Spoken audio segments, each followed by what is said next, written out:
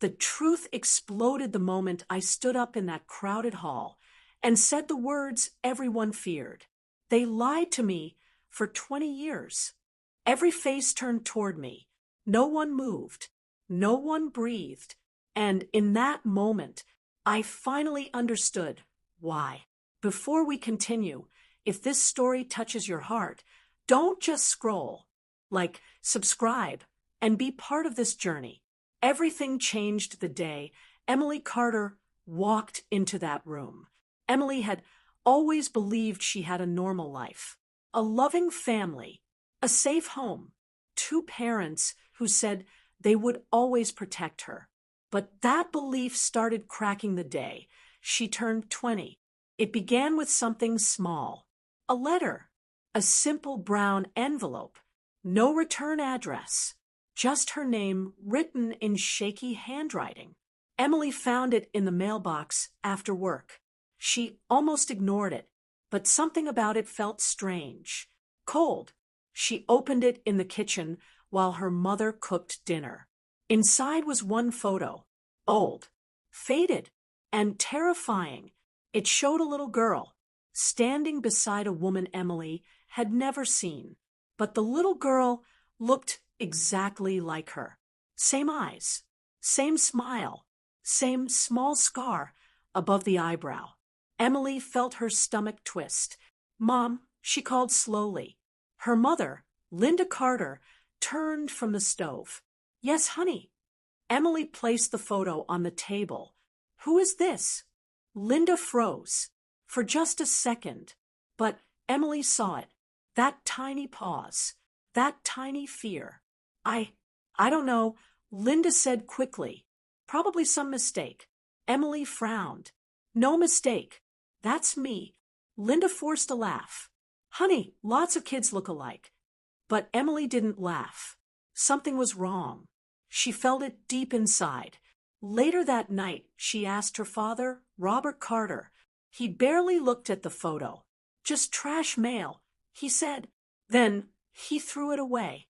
Too fast, too careless. And that was the moment the doubt was born. Days passed, but Emily couldn't forget the picture.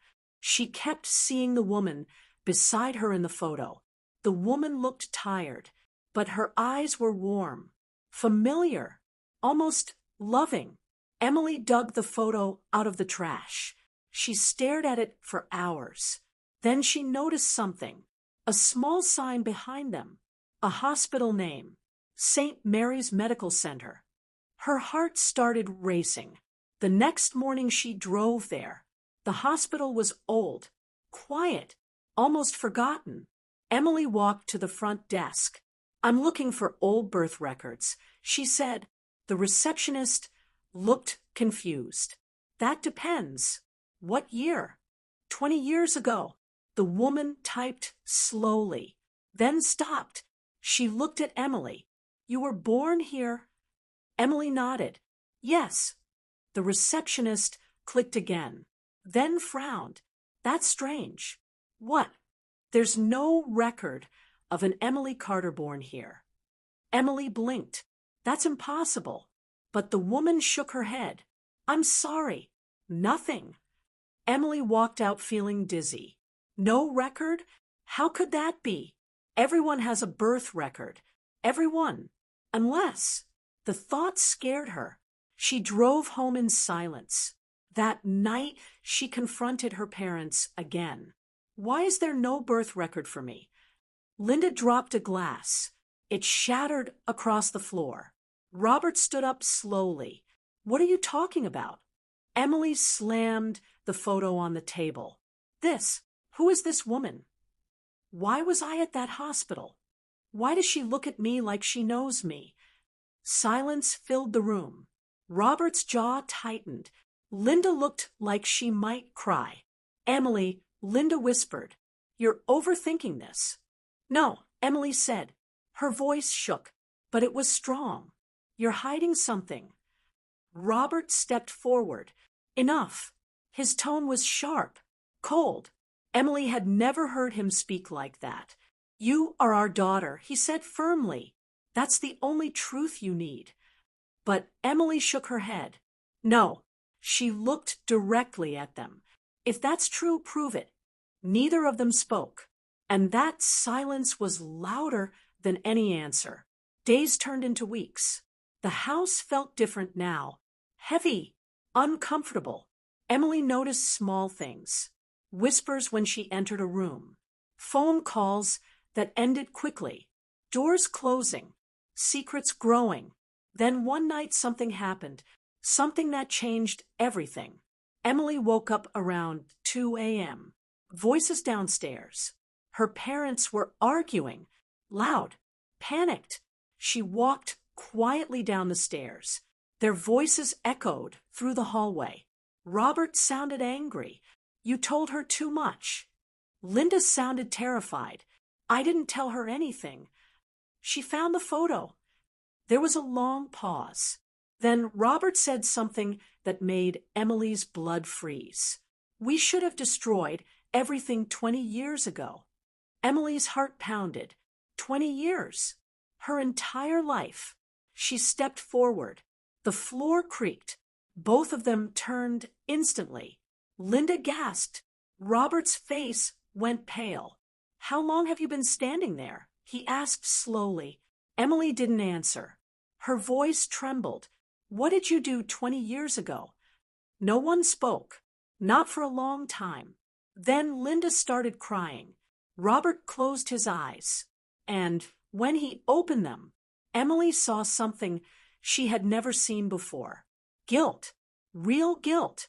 He looked at her and said quietly, there are things you don't understand. Emily stepped closer, then explained them. But Robert shook his head. You don't want the truth. Emily's voice cracked. Try me. Another long silence. Then Robert whispered something that shattered her world. You were never supposed to find out. Emily felt the ground disappear beneath her feet. What does that mean? Robert looked at Linda. Linda looked away. And finally, Robert said the words that changed Emily's life forever. You're not our daughter. Emily felt the air leave her lungs. For a second, she thought she heard it wrong. You're not our daughter. The words echoed in her head. Again, and again, and again. Emily stared at Robert like the world had just split open. What did you just say? Linda was crying now. Real tears. Shaking hands. Robert looked older, suddenly, like 20 years had finally caught up with him. Emily's voice rose. No, you don't get to say something like that. And stop talking. She slammed her hand on the table. Explain. Robert rubbed his face slowly.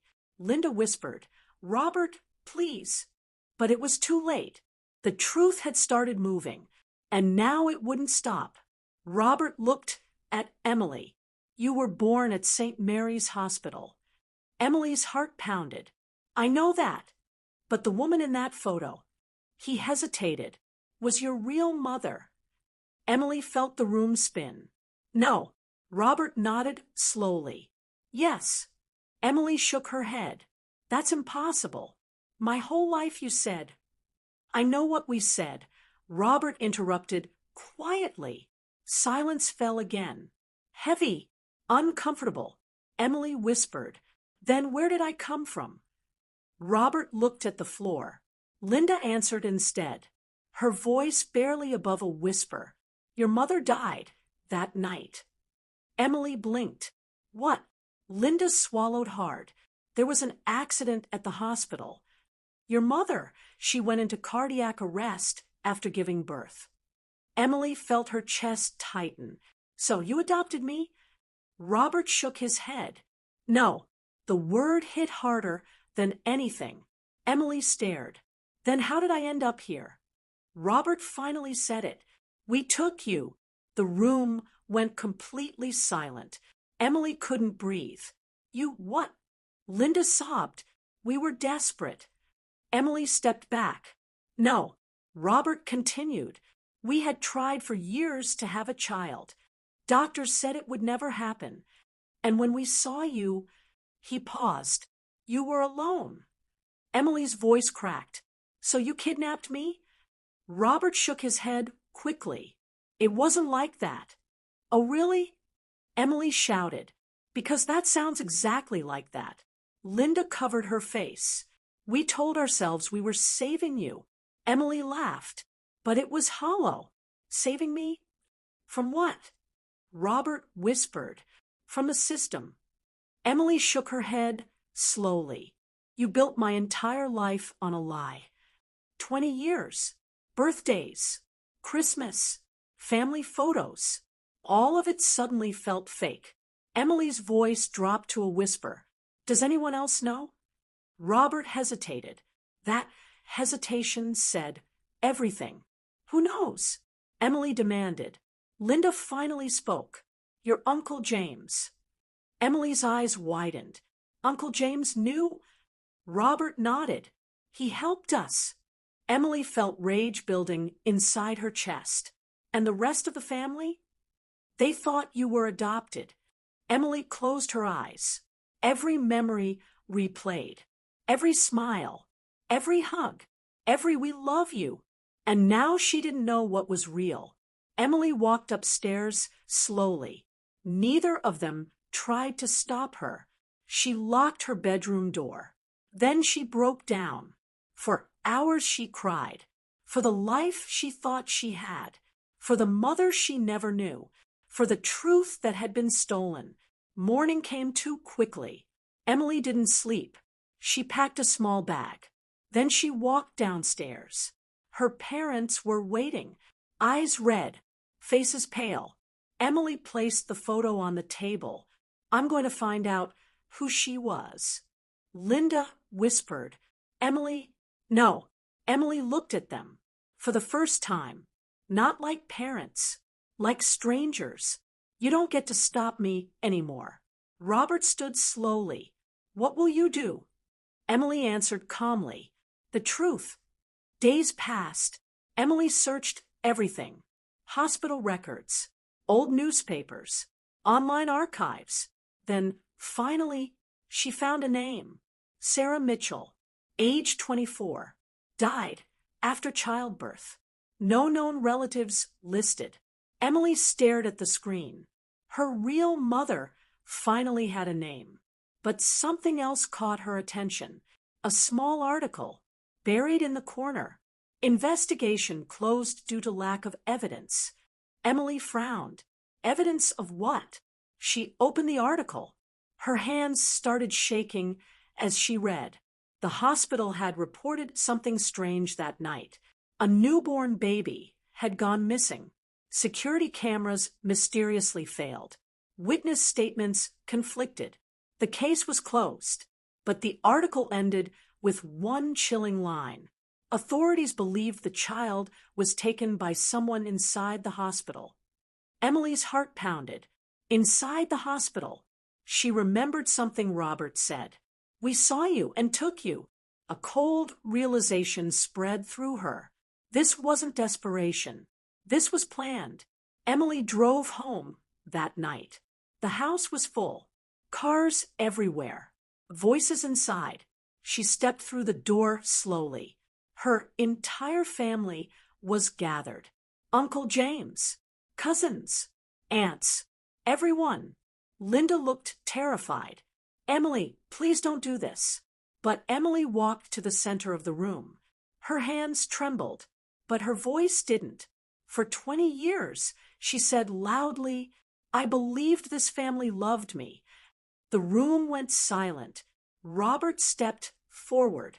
Emily stopped. She turned toward him. No. Then she held up the newspaper article.